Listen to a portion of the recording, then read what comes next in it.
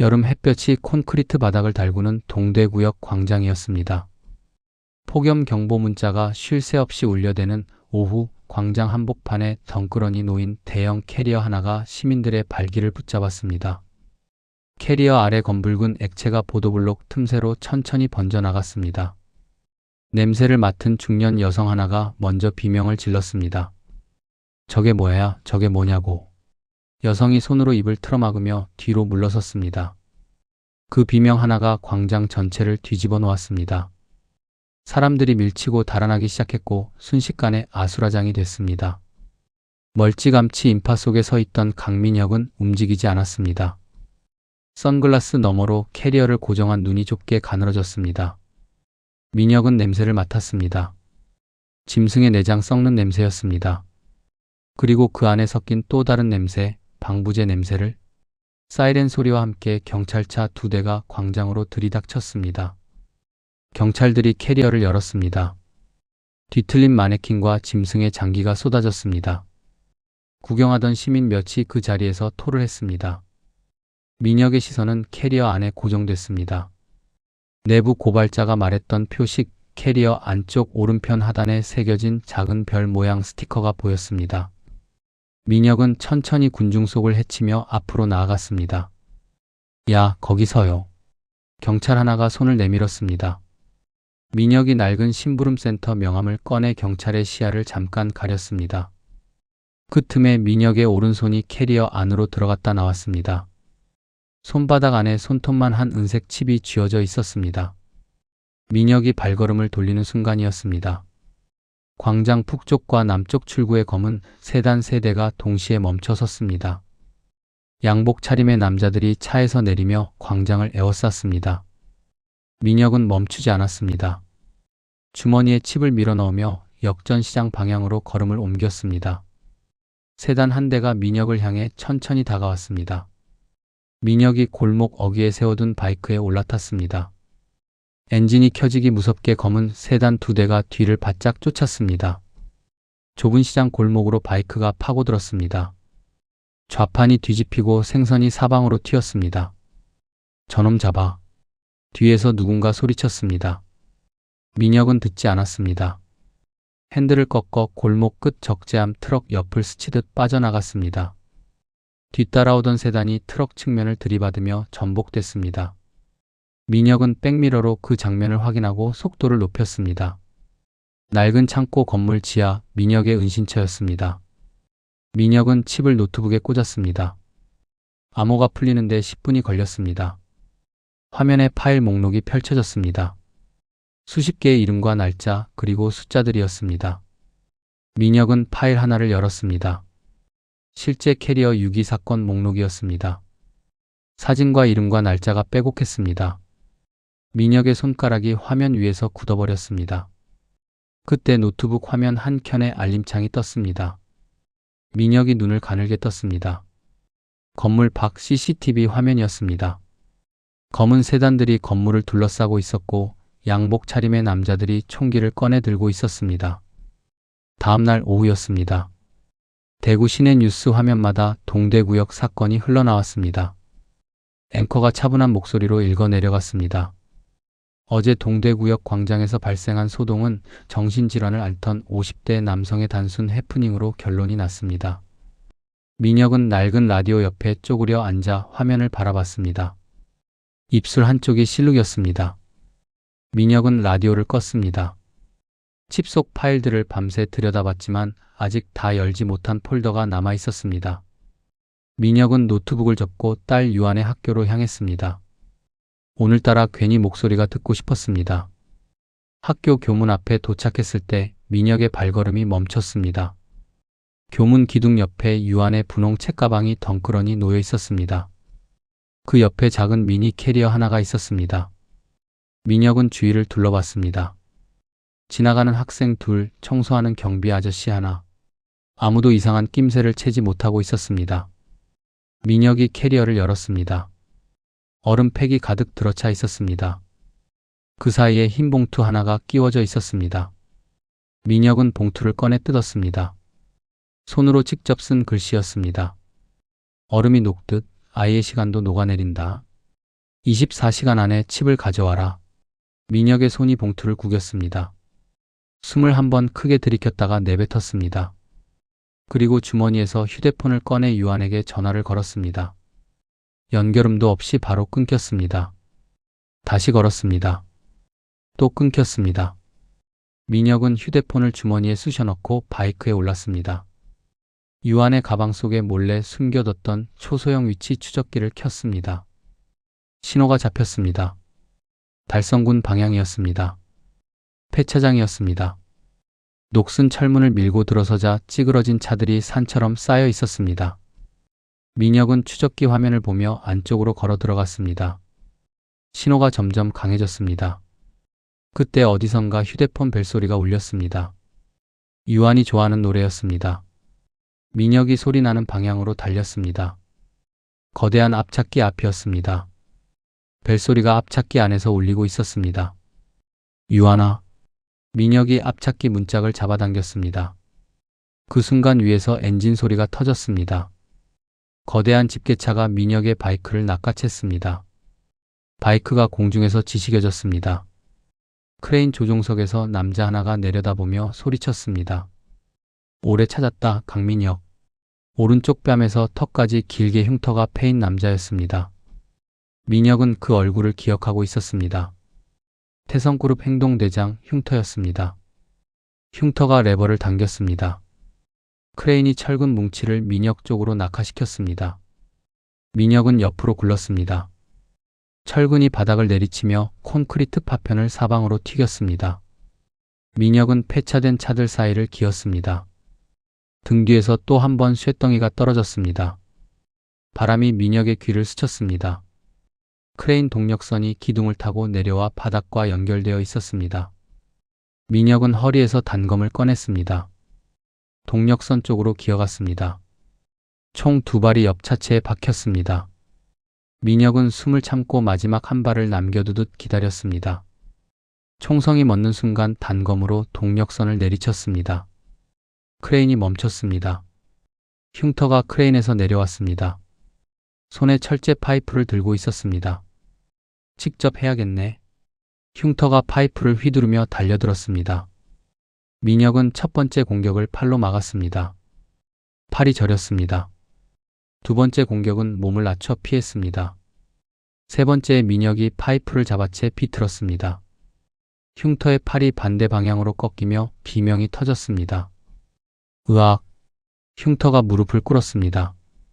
민혁은 흉터의 멱살을 잡아 차체에 밀어붙였습니다. 유한이 어딨어? 흉터가 이를 악물고 고개를 돌렸습니다. 민혁이 꺾인 팔을 한 번 더 비틀었습니다. 어딨냐고? 모른다. 흉터가 낮게 내뱉었습니다. 민혁은 흉터의 양복 안쪽 주머니를 뒤졌습니다. 서류 뭉치가 나왔습니다. 태성그룹 신도시 건설 현장 시공권 계약서였습니다. 민혁은 서류를 펼쳤습니다. 현장 도면 한쪽 귀퉁이에 빨간 펜으로 동그라미가 쳐진 구역이 있었습니다. 지하 설비 구역이라고 표시된 곳이었습니다. 민혁은 서류를 접어 주머니에 넣었습니다. 한편 대구 중부경찰서에서는 박 팀장이 민혁의 사무실 압수수색 결과를 보고받고 있었습니다. 박 팀장이 의자에 등을 기대며 말했습니다.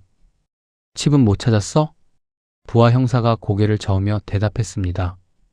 대신 외장 드라이브를 하나 가져왔습니다. 분석 중입니다. 박 팀장이 손을 내밀었습니다. 외장 드라이브를 건네받아 직접 노트북에 꽂았습니다. 파일이 열리는 듯 하더니 화면이 검게 변했습니다. 그리고 잠시 후 박 팀장의 얼굴이 굳었습니다. 화면에 메시지가 하나 떠 있었습니다. 수고했습니다. 지금쯤 장부가 검찰청에 도착했을 겁니다. 박 팀장이 노트북을 책상 아래로 내동댕이 쳤습니다. 저 새끼가. 민혁은 사설 구급차 한 대를 탈취해 환자 이송 가방 속에 몸을 구겨 넣었습니다. 구급차가 수성구 방향으로 달렸습니다. 태성그룹의 비밀 연구소가 있다는 지하시설 근처였습니다. 연구소 진입로 입구 바닥에 뭔가가 떨어져 있었습니다. 민혁이 몸을 낮춰 집어들었습니다. 유한의 일기장에서 찢겨 나온 조각이었습니다. 유한의 필체로 또박또박 써 있었습니다. 아빠, 여기 이상한 냄새나. 민혁은 그 종이를 손에 쥔 채 눈을 감았습니다. 턱 근육이 떨렸습니다. 이내 눈을 뜨고 어둠 속으로 걸음을 옮겼습니다. 그날 밤 수성구였습니다. 화려한 네온 사인 뒤편 지하로 내려가는 계단 앞에 양복 차림의 경호원 둘이 팔짱을 끼고 서 있었습니다. 클럽 언더그라운드였습니다. 대구 권력층이 드나드는 곳이라는 것을 아는 사람은 많지 않았습니다. 민혁은 흰 셔츠에 검은 앞치마를 두르고 있었습니다. 웨이터 유니폼이었습니다. 가짜 직원증을 목에 걸고 트레이에 술잔을 올린 채 계단을 내려갔습니다. 경호원 하나가 민혁을 훑어봤습니다. 민혁은 눈을 피하지 않았습니다. 신규 인력이요. 오늘 행사 때문에 추가 투입됐습니다. 경호원이 잠시 망설이다 비켜섰습니다. 지하홀은 붉은 조명으로 가득했습니다. 정장을 차려입은 남녀들이 낮은 소리로 대화를 나누고 있었습니다. 민혁은 트레이를 들고 홀을 가로질렀습니다. VIP룸 방향으로 시선을 흘렸습니다. 두꺼운 차폐막 너머 유리창 사이로 홀 호스트가 보였습니다. 민혁은 눈을 가늘게 떴습니다. 1년 전 사망 처리된 태성그룹의 서녀 이설아였습니다. 살아있었습니다. 설아는 웃고 있었습니다. VIP 손님들 사이를 오가며 잔을 채우고 농담을 던지는 모습이 자연스러웠습니다. 하지만 그 웃음이 눈까지 닿지 않는다는 것을 민혁은 단번에 알아봤습니다. 민혁은 트레이 위 음료 하나를 집어 VIP룸 입구 직원에게 건넸습니다. 테이블 7번 손님 주문입니다. 직원이 음료를 받아 안으로 들어갔습니다. 설아의 손에 그 잔이 전달됐습니다. 설아가 잔을 받아들다 라벨을 봤습니다. 민혁이 손으로 직접 써붙인 작은 쪽지였습니다. 설아의 시선이 잠깐 홀 쪽을 향했습니다. 민혁과 눈이 마주쳤습니다. 설아는 표정을 바꾸지 않았습니다. 하지만 손가락 2개를 살짝 구부렸다 폈습니다. 알아챘다는 신호였습니다. 홀 한쪽에서 사회자가 마이크를 잡았습니다. 자, 오늘의 하이라이트입니다. 특별한 물건을 소개해드리겠습니다. 무대 위로 대형 캐리어 하나가 올라왔습니다. 홀 안의 온도가 달라지는 것 같았습니다. 사람들이 앞으로 몸을 기울였습니다. 사회자가 천천히 캐리어 지퍼를 내렸습니다. 민혁은 더 보지 않았습니다. 허리춤에서 조그만 기기를 꺼냈습니다. 버튼을 눌렀습니다. 천장의 조명이 일제히 꺼졌습니다. 화재 경보기가 울렸습니다. 스프링클러가 작동했습니다. 홀이 순식간에 뒤집혔습니다. 사람들이 비명을 지르며 출구 쪽으로 밀려갔습니다. 민혁은 반대 방향으로 움직였습니다. VIP룸 문을 열고 안으로 들어갔습니다. 설아는 이미 경호원 하나를 따돌리고 문 쪽에 서 있었습니다. 늦었네요. 설아가 낮게 말했습니다. 민혁이 설아의 팔을 잡아 끌었습니다. 나중에 얘기해요. 두 사람이 비상구 계단을 뛰어내려갔습니다. 지하 주차장으로 나오는 문을 열었습니다. 그 순간 민혁의 발이 멈췄습니다. 주차장 출구를 경찰차 3대가 막고 있었습니다. 박 팀장이 차 보닛 위에 팔짱을 끼고 서 있었습니다. 뒤로 무장 경찰 6이 총을 겨누고 있었습니다. 박 팀장이 민혁을 보며 입꼬리를 올렸습니다. 강민혁, 이번엔 어디로 도망갈 거야? 민혁이 설아를 뒤로 밀며 낮게 말했습니다. 내 뒤에 붙어요. 박 팀장이 손을 들어 올렸습니다. 쏴! 총성이 울렸습니다. 민혁이 설아를 끌고 주차된 차들 사이로 뛰어들었습니다. 총알이 차체에 박혔습니다. 민혁은 몸을 낮추며 주차장 구석에 세워진 가스통을 눈으로 찾았습니다. 있었습니다. 민혁이 품에서 라이터를 꺼냈습니다. 눈 감아요. 설아가 소매로 얼굴을 가렸습니다. 민혁이 라이터를 가스통 쪽으로 던졌습니다. 폭발음과 함께 주차장이 연기로 뒤덮였습니다. 경찰들이 기침을 쏟아내며 흩어졌습니다. 민혁과 설아는 연기 속을 뚫고 주차장 외벽 환기구 쪽으로 달렸습니다. 환기구 덮개를 걷어내고 빠져나왔습니다. 바깥은 신천 강변이었습니다. 저기, 설아가 강을 가리켰습니다. 민혁은 뒤를 돌아봤습니다.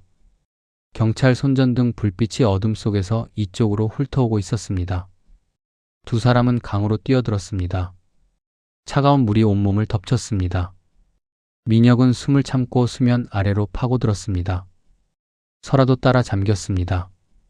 수중 탐지기 불빛이 수면 위를 흘렀습니다. 민혁은 움직이지 않았습니다. 허파가 타들어가는 것 같았습니다. 설아의 손이 민혁의 팔을 꽉 쥐었습니다. 불빛이 멀어졌습니다. 두 사람이 수면 위로 올라왔습니다. 민혁이 크게 숨을 들이켰습니다. 설아도 거친 숨을 몰아쉬었습니다. 강변 풀숲으로 기어 올라왔습니다. 민혁이 물을 뚝뚝 흘리며 강 건너 전광판을 바라봤습니다. 눈이 커졌습니다. 전광판에 민혁의 얼굴 사진이 크게 떠 있었습니다. 속보 자막이 흘렀습니다. 딸 살해 후 도주 중인 전직 형사 강민혁, 시민 제보 요망. 설아가 전광판을 보며 입술을 굳게 다물었습니다. 민혁은 아무 말도 하지 않았습니다. 주먹이 천천히 쥐어졌습니다. 설아가 민혁의 어깨 쪽을 봤습니다. 셔츠가 검붉게 젖어 있었습니다. 총알이 스쳐간 자리였습니다. 앉아요. 설아가 민혁을 풀숲에 앉히며 말했습니다. 칼 있어요? 민혁이 허리춤에서 단검을 꺼내 건넸습니다. 설아가 셔츠를 걷어 올리고 어깨살 속에 박힌 파편을 찾았습니다. 아플 거예요. 알아요. 설아가 칼 끝을 밀어 넣었습니다. 민혁은 소리를 내지 않았습니다. 입술이 하얗게 변할 뿐이었습니다. 파편이 튀어나왔습니다. 설아가 젖은 셔츠 자락을 찢어 어깨를 감으며 말했습니다. 최 전무의 홍채 데이터가 있어야 해요. 그래야 유한이가 있는 곳을 열 수 있어요. 민혁이 설아를 바라봤습니다. 어디 있는데요? 설아가 민혁의 눈을 똑바로 보며 대답했습니다. 신도시 선포식장이요. 최 전무가 직접 나옵니다. 사흘 뒤에. 민혁은 강물을 바라봤습니다. 강 위로 전광판 불빛이 일렁였습니다. 민혁의 얼굴 사진이 물결 위에서 흔들렸습니다. 안개 낀 새벽의 폐쇄 방공호였습니다. 콘크리트 벽에서 물기가 배어나오고 퀴퀴한 냄새가 가득한 공간이었습니다. 민혁과 설아가 담요 하나를 사이에 두고 바닥에 앉아 있었습니다. 갑자기 방공호 외벽을 긁는 소리가 들렸습니다. 설아가 몸을 굳혔습니다. 민혁이 단검을 꺼내 들었습니다. 입구 쪽 철문에 붉은 점이 찍혔습니다. 레이저 조준경이었습니다. 점이 천천히 움직이더니 민혁의 미간에 고정됐습니다. 민혁은 피하지 않았습니다. 눈을 가늘게 뜨고 그 점을 바라봤습니다. 철문이 삐걱거리며 열렸습니다. 총구를 앞세운 사람이 들어섰습니다. 젊은 얼굴이었습니다. 민혁은 단검을 내렸습니다. 김순경. 총구를 겨누고 있던 김순경이 숨을 크게 내쉬며 총을 내렸습니다. 이마에 식은땀이 맺혀 있었습니다. 살아계셨네요. 김순경이 방공호 안으로 들어서며 말했습니다. 목소리가 떨렸습니다. 박 팀장이 저한테도 선임님 위치 추적하라고 했어요. 근데 김순경이 품에서 태블릿을 꺼냈습니다. 이걸 갖다 드리는 게 맞는 것 같아서요. 민혁이 태블릿을 받아 들었습니다. 화면에 지도가 펼쳐져 있었습니다. 유한의 최근 이동 경로였습니다. 그리고 그 아래 도면 하나가 첨부되어 있었습니다.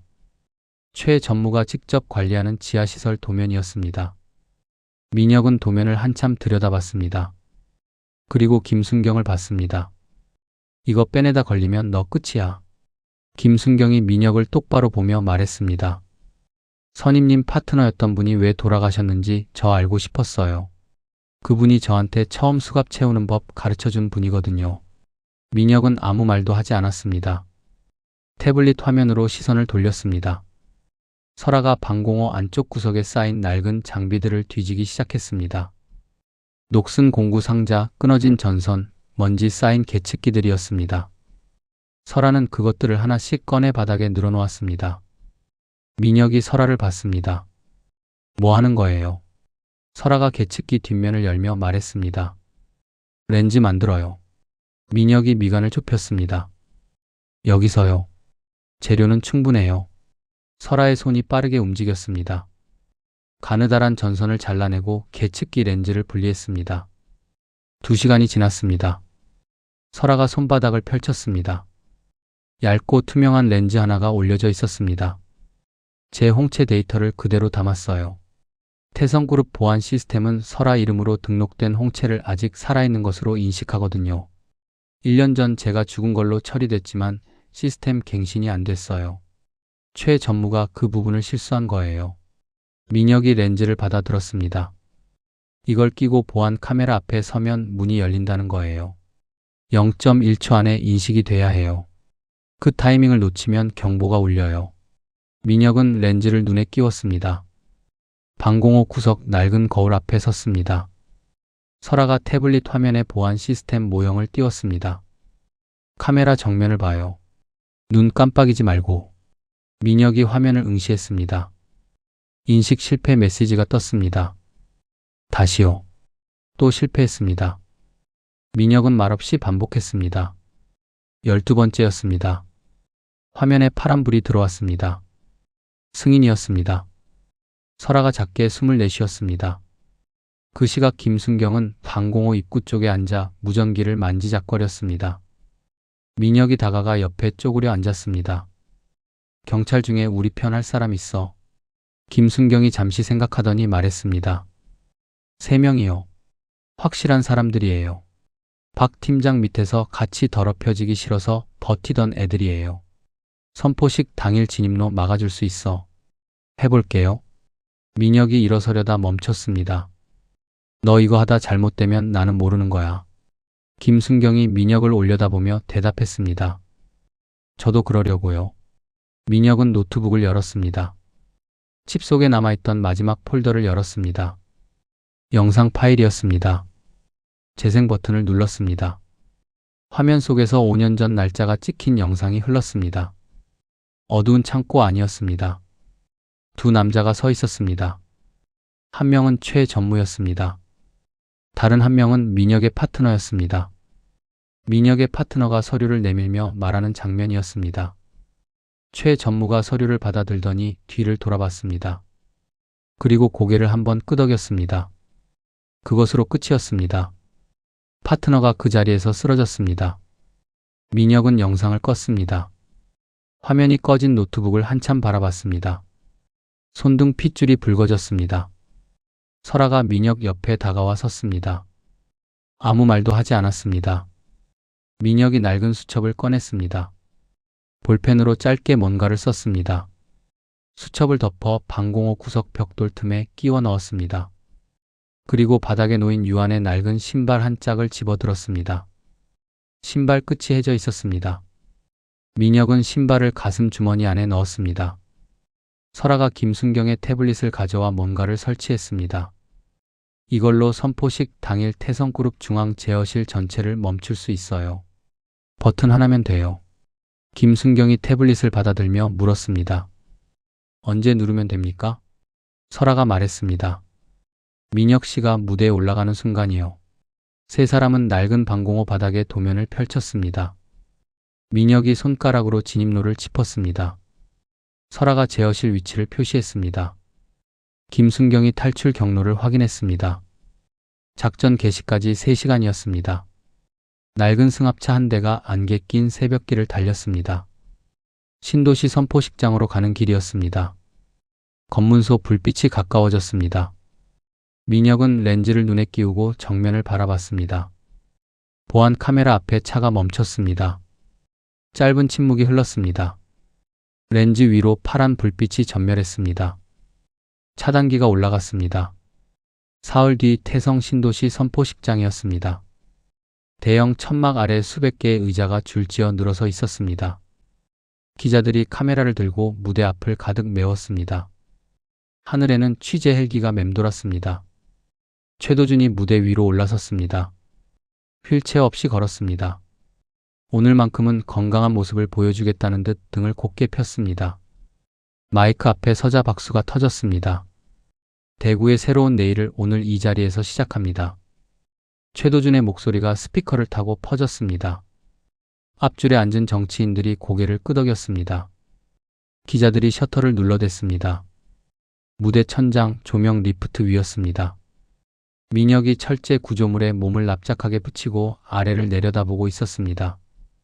왼쪽 눈의 렌즈가 파랗게 빛났습니다. 민혁은 허리에 감긴 와이어를 확인했습니다. 귀에 꽂힌 무전기에서 김순경의 목소리가 들렸습니다. 저 지금 무대 하부 진입로 앞입니다. 용병 둘 있어요. 민혁이 낮게 말했습니다. 기다려. 무대 위에서 최도준의 연설이 계속됐습니다. 우리 태성은 이 땅의 모든 시민을 위해 존재합니다. 투명하고 정직한 기업으로. 민혁은 최도준의 입을 바라보며 와이어를 손에 감았습니다. 그때 무대 뒤 대형 스크린이 바뀌었습니다. 설아가 해킹을 시작한 것이었습니다.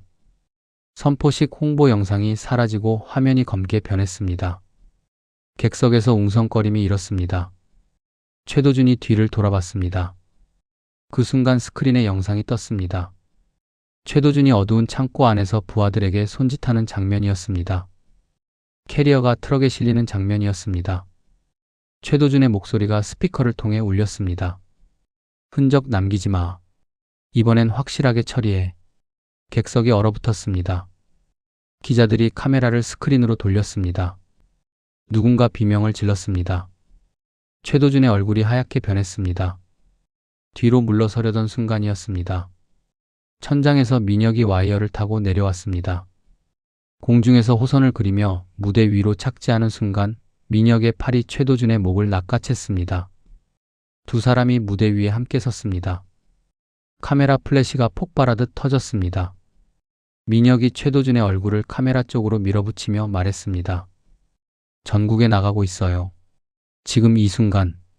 최도준이 이를 갈았습니다. 이 미친놈이. 민혁이 최도준의 팔을 비틀었습니다.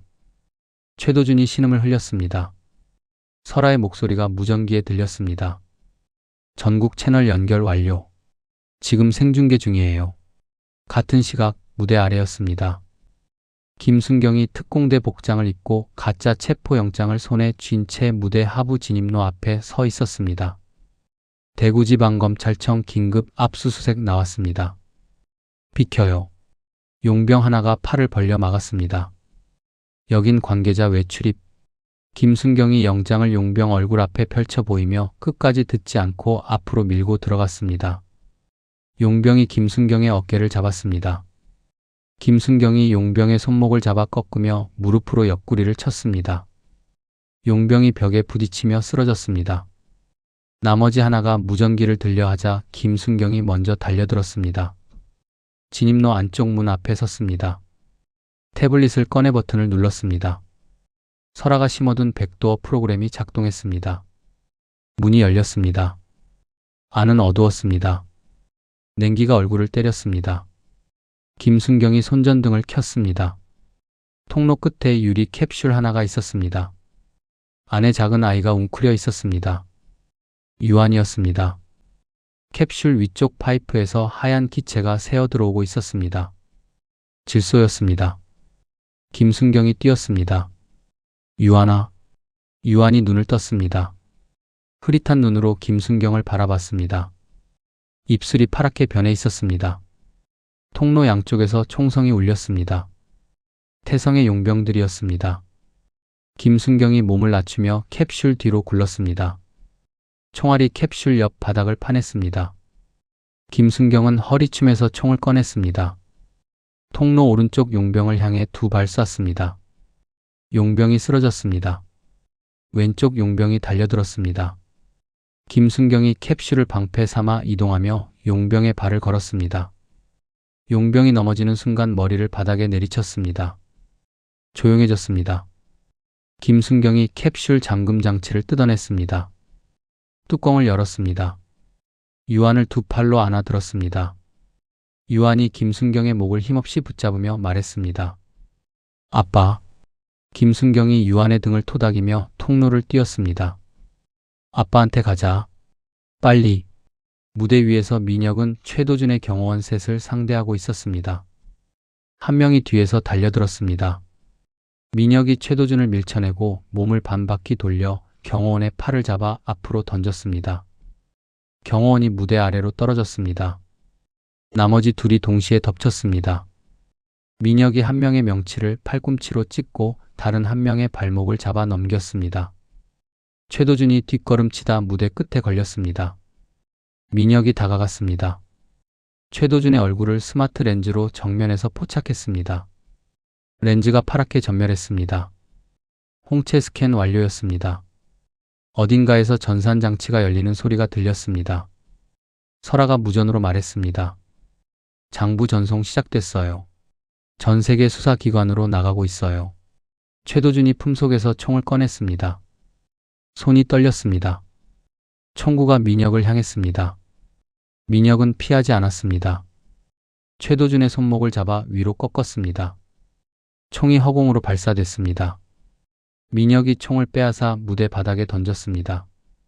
그리고 최도준의 어깨를 잡아 바닥에 무릎 꿇렸습니다. 최도준이 민혁을 올려다봤습니다. 눈에서 뭔가가 무너지는 것이 보였습니다.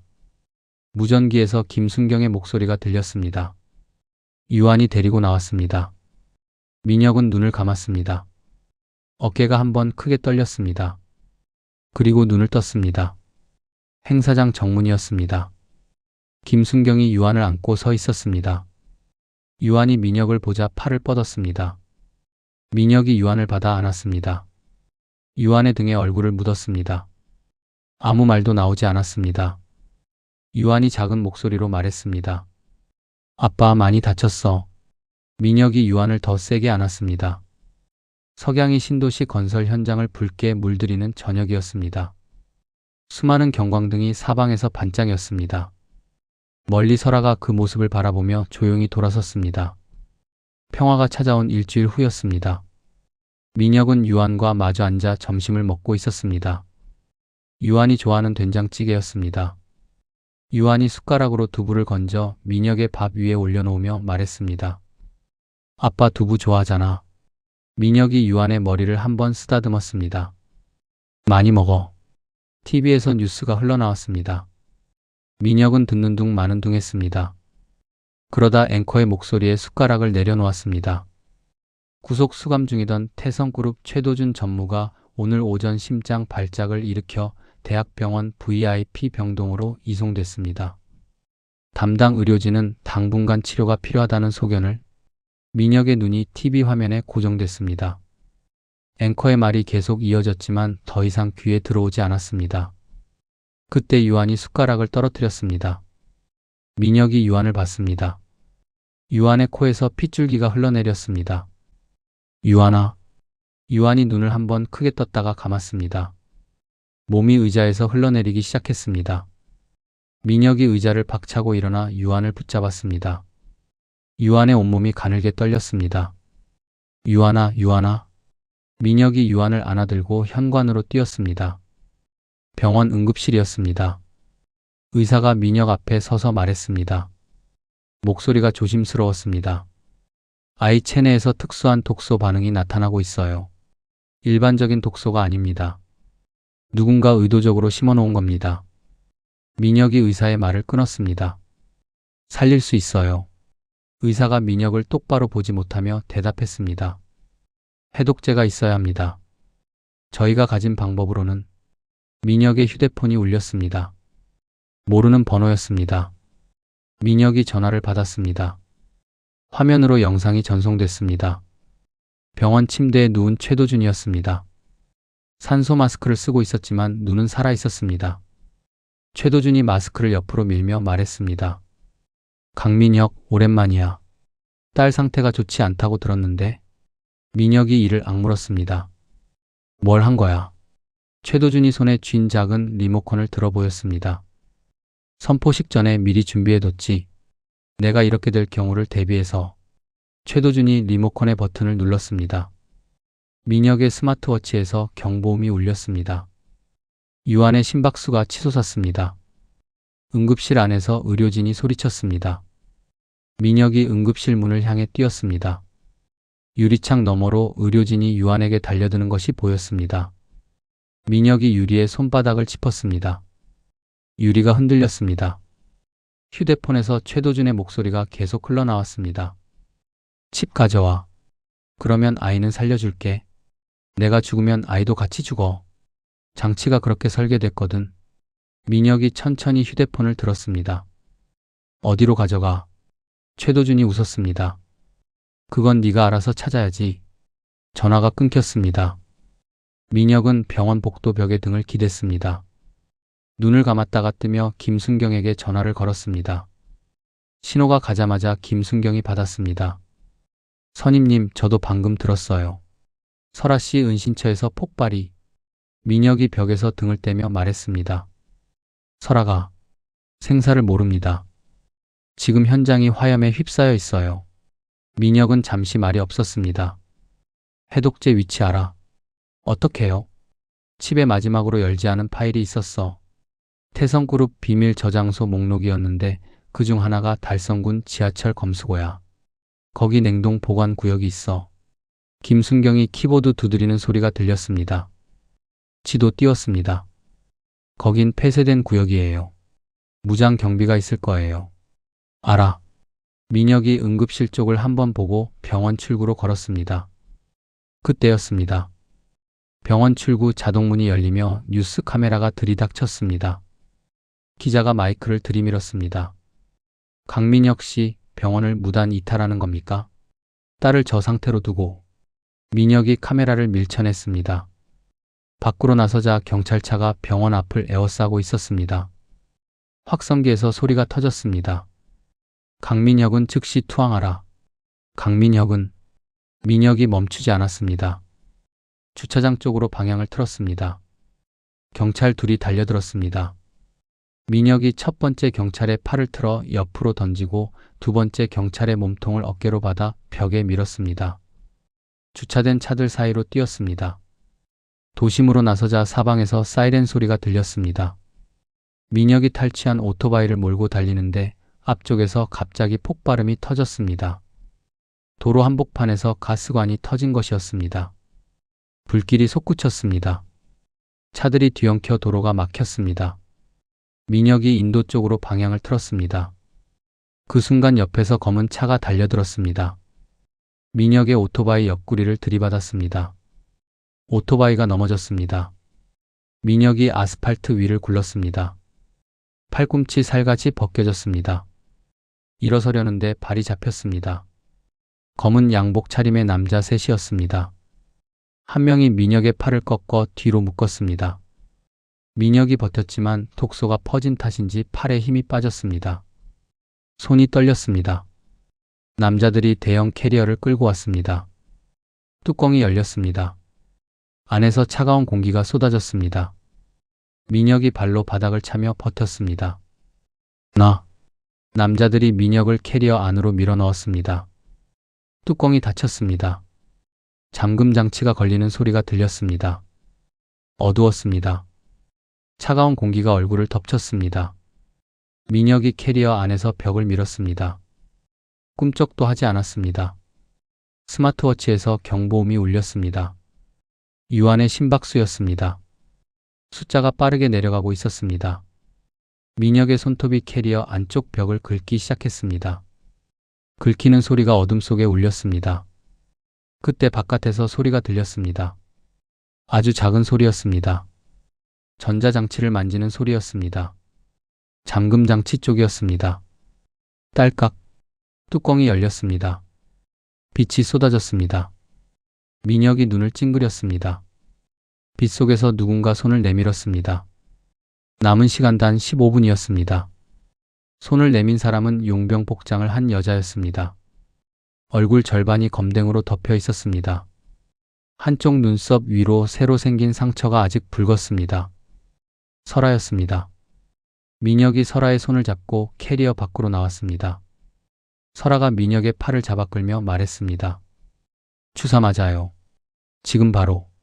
설아가 주머니에서 주사기를 꺼냈습니다. 민혁이 팔을 내밀었습니다. 설아가 망설임 없이 주사기를 찔러 넣었습니다. 심장이 터질 것처럼 뛰었습니다. 눈앞이 하얗게 됐다가 다시 선명해졌습니다. 손의 떨림이 멈췄습니다. 민혁이 일어섰습니다. 캐리어 주변에 쓰러진 용병 셋이 보였습니다. 설아가 혼자 처리한 것이었습니다. 폭발해서 어떻게 살았어요? 설아가 용병 하나의 무전기를 집어들며 말했습니다. 지하 배수로 쪽으로 미리 빠져나갔어요. 조금 늦었으면 저도 끝이었고요. 설아가 재킷 안쪽에서 작은 기기를 꺼냈습니다. 이거 최전무 리모컨 신호 교란 장치예요. 켜면 유한히 독소 활성화가 잠깐 멈춰요. 잠깐이에요. 길어야 20분. 설아가 버튼을 눌렀습니다. 민혁의 스마트워치 경보음이 잦아들었습니다. 심박수 숫자가 안정됐습니다. 민혁이 설아를 봤습니다. 해독제 위치 알아요. 달성군 지하철 검수고 냉동구역이요. 알아요. 민혁이 먼저 뛰었습니다. 폐쇄된 지하철 검수고 입구였습니다. 녹슨 철문에 출입금지 팻말이 걸려 있었습니다. 민혁이 철문 자물쇠를 단검으로 쳐냈습니다. 문이 열렸습니다. 안은 어두웠습니다. 폐기된 전동차들이 선로 위에 줄지어 서 있었습니다. 먼지가 가득했습니다. 설아가 태블릿을 열며 말했습니다. 냉동구역은 3번 선로 끝이에요. 근데 경비가 있어요. 제가 확인한 것만 5. 민혁이 선로 위로 올라섰습니다. 교란장치 얼마나 남았어요? 설아가 기기를 확인했습니다. 12분이요. 민혁이 폐기된 전동차 위로 뛰어 올랐습니다. 전동차 지붕을 달렸습니다. 끝에서 다음 전동차로 뛰어넘었습니다. 설아가 아래 선로를 따라 뛰며 태블릿으로 내부 구조를 확인했습니다. 3번 선로 끝이 보였습니다. 철제문 앞에 경비 둘이 서 있었습니다. 민혁이 전동차 지붕 끝에서 뛰어내렸습니다.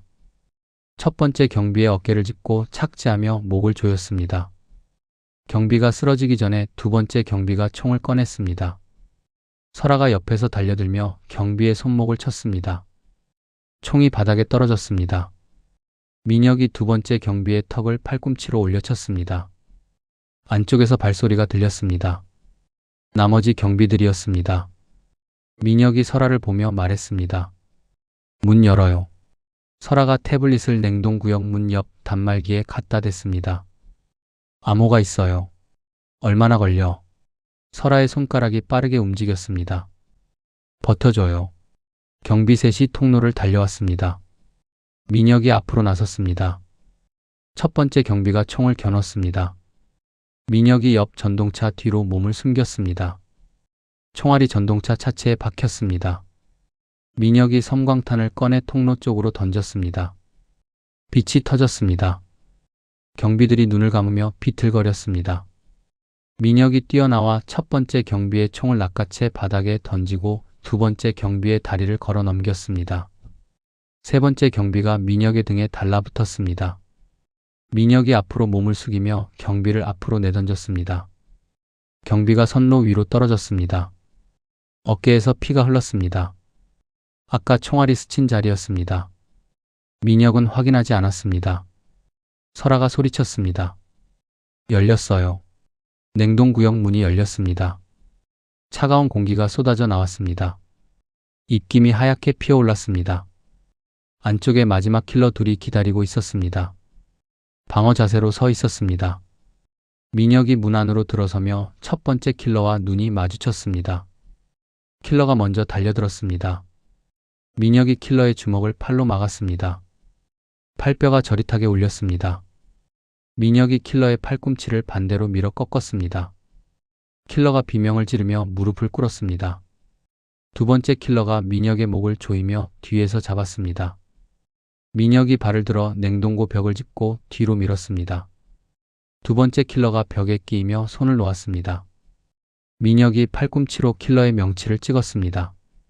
냉동고 안쪽 선반에 황금색 캐리어가 놓여 있었습니다. 민혁이 다가가 잠금 장치를 뜯었습니다. 안에 앰플 여러 개가 줄지어 꽂혀 있었습니다. 투명한 액체였습니다. 민혁이 앰플 하나를 손에 쥐었습니다. 손이 떨리지 않았습니다. 그때 무전기에서 김순경의 목소리가 들렸습니다. 선임님, 저 지금 VIP 병동이에요. 민혁이 말했습니다. 최전무 리모컨. 빼앗았습니다. 침대에 결박했어요. 꼼짝 못해요. 민혁이 설아를 봤습니다. 설아가 고개를 끄덕였습니다. 민혁이 검수고 밖으로 뛰었습니다. 설아가 미리 대기시켜 놓은 바이크 앞에 섰습니다.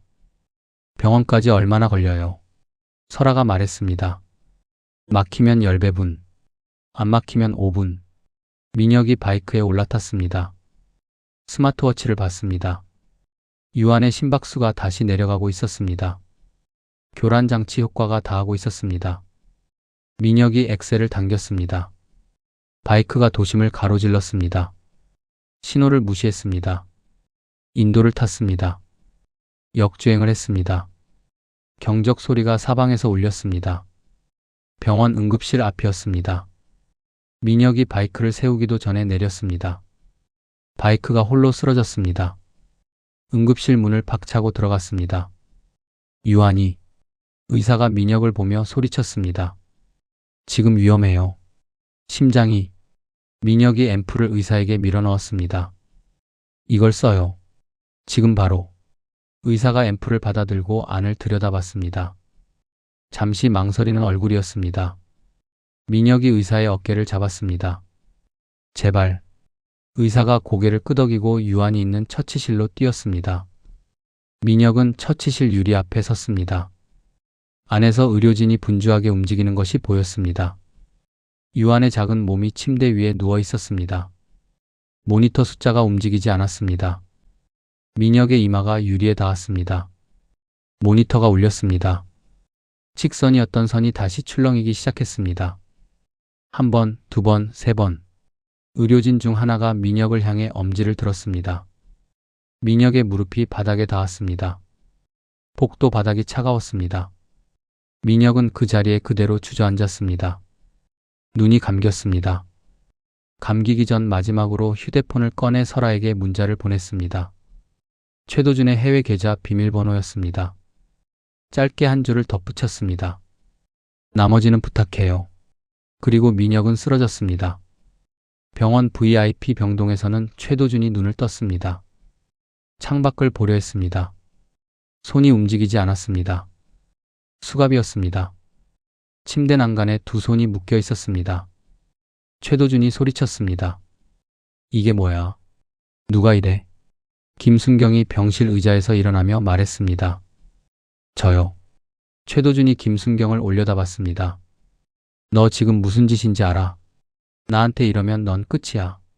김순경이 최도준의 침대 옆에 서며 말했습니다. 전 이미 각오했습니다. 최도준이 발버둥쳤습니다. 침대가 흔들렸습니다.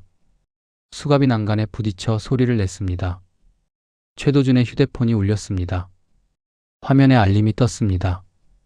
계좌 잔액이었습니다. 숫자가 0으로 바뀌어 있었습니다. 최도준의 얼굴이 굳었습니다. 또 다른 알림이 왔습니다. 해외 법인 계좌도 마찬가지였습니다. 비서 연락처로 전화를 걸었습니다. 연결이 되지 않았습니다. 최도준이 병실 천장을 바라보며 소리를 질렀습니다. 그 소리를 들으며 김순경은 수갑을 하나 더 꺼냈습니다. 한 달 뒤 대구 앞산 공원이었습니다. 단풍이 막 들기 시작한 오솔길을 유한이 뛰어가고 있었습니다. 분홍 운동화 끝이 낙엽을 차올렸습니다. 민혁이 그 뒤를 천천히 따라 걸었습니다. 팔에 아직 붕대가 감겨 있었습니다. 유한이 멈추지 않고 소리쳤습니다. 아빠, 빨리 와. 민혁이 걸음을 조금 빠르게 했습니다. 법원에서는 최도준에게 무기징역과 전 재산 몰수 판결이 내려졌습니다. 선고 당일 최도준은 아무 말도 하지 않았습니다. 판사가 선고를 읽는 내내 정면만 바라봤습니다. 법정을 나서는 최도준의 뒷모습을 카메라들이 따라갔습니다. 민혁은 그 뉴스를 병실 침대에서 봤습니다. 텔레비전을 끄고 창밖을 바라봤습니다. 그것으로 충분했습니다. 박 팀장은 선포식 당일 현장에서 체포됐습니다. 구치소로 향하는 호송차 안에서 박 팀장은 끝내 민혁의 이름을 입에 올리지 않았습니다. 그것만은 자존심이 허락하지 않은 모양이었습니다. 민혁은 경찰청에서 날아온 복직 제안서를 받아들었습니다. 2번 읽었습니다. 그리고 서랍 안에 넣었습니다. 다음 날 정중하게 거절 의사를 전했습니다. 대구 근교 숲속 마을이었습니다. 민혁이 새로 자리를 잡은 곳이었습니다. 목공소를 열었습니다. 간판도 없었습니다. 나무를 다듬는 소리만 골목에 흘렀습니다. 어느 날 오전 주문서 하나가 우편함에 들어 있었습니다. 나무 의자 2개, 책상 하나였습니다. 본에는 이 이름이 없었습니다. 입금은 이미 되어 있었습니다. 민혁이 주문서를 한참 들여다봤습니다. 그리고 작업대 앞에 앉아 나무를 고르기 시작했습니다. 설아가 서울에 범죄 피해자 지원 재단을 세웠다는 소식은 김순경을 통해 들었습니다. 이름을 내세우지 않는 재단이었습니다. 태성그룹 피해자들을 하나씩 찾아 도움을 주고 있다고 했습니다. 민혁이 말했습니다. 잘 됐네. 김순경이 소주잔을 들며 물었습니다. 보고 싶지 않아요. 민혁이 잔을 들었습니다. 사람을 보고 싶다고 다 만나는 건 아니지. 김순경이 더 묻지 않았습니다. 두 사람은 목공소 앞 평상에 앉아 소주를 나눴습니다. 여름 내내 뜨거웠던 대구의 밤이 처음으로 선선했습니다. 멀리서 귀뚜라미 소리가 들렸습니다. 김순경이 잔을 비우며 말했습니다. 그 여름 다시 생각하면 아직도 손이 떨려요. 민혁이 잔을 내려놓으며 말했습니다. 잘했어. 김순경이 민혁을 봤습니다. 민혁은 평상 너머 어둠을 바라보고 있었습니다. 짧은 말이었지만 김순경은 그것으로 충분하다는 것을 알았습니다. 유아는 학교에서 친구들과 뛰어노는 날이 늘었습니다. 가끔 악몽을 꿨습니다. 그럴 때마다 민혁의 방문을 두드렸습니다. 민혁은 언제나 깨어 있었습니다. 유한이 민혁의 이불 속으로 파고들면 민혁은 아무 말 없이 등을 토당이었습니다. 그것으로 유한은 다시 잠들었습니다. 목공소에는 날마다 나무 냄새가 가득했습니다. 민혁이 만든 의자와 책상들이 햇살 아래 놓였습니다. 캐리어가 아니었습니다. 누군가 기대어 앉을 수 있는 것들이었습니다. 마을 사람들은 민혁을 손재주 좋은 무뚝뚝한 아저씨로 알았습니다.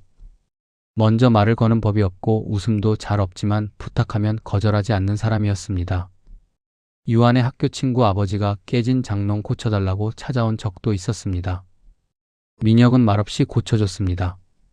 아무도 몰랐습니다. 어느 저녁이었습니다. 민혁이 목공소 텔레비전을 틀었습니다. 나무를 다듬다 잠깐 쉬려던 참이었습니다. 화면에 속보 자막이 흘렀습니다. 부산역 광장 방치 가방에서 악취 시민신고 잇따라. 민혁의 손이 멈췄습니다. 대패가 작업대 위에 놓였습니다. 화면이 바뀌었습니다. 부산항 컨테이너 창고 앞이었습니다. 기자가 마이크를 들고 서 있었습니다. 기자 뒤로 대형 캐리어가 보였습니다. 카메라가 캐리어를 클로즈업했습니다. 옆면에 작은 표식이 새겨져 있었습니다. 동대구역 캐리어와 똑같은 표식이었습니다. 그 아래 글자 하나가 더 있었습니다. NEXT. 민혁이 화면에서 눈을 뗐습니다. 작업대 서랍을 열었습니다. 안쪽 깊숙한 곳에 형사 배지가 있었습니다. 꺼내 들었습니다. 손바닥 위에서 배지가 저녁 햇살을 받았습니다. 바깥에서 유한의 목소리가 들렸습니다. 아빠, 저녁 다 됐어. 민혁이 배지를 바라봤습니다. 잠시 눈을 감았습니다. 그리고 배지를 주머니에 넣었습니다. 낡은 가죽 재킷을 걸쳤습니다. 목공소 문을 나서며 유한에게 말했습니다. 밥 먹고 나서 아빠 잠깐 나가야 해. 유한이 민혁을 올려다봤습니다. 어디? 민혁이 유한의 머리를 한번 쓸어내렸습니다. 금방 와. 유한이 민혁의 손을 잡았습니다.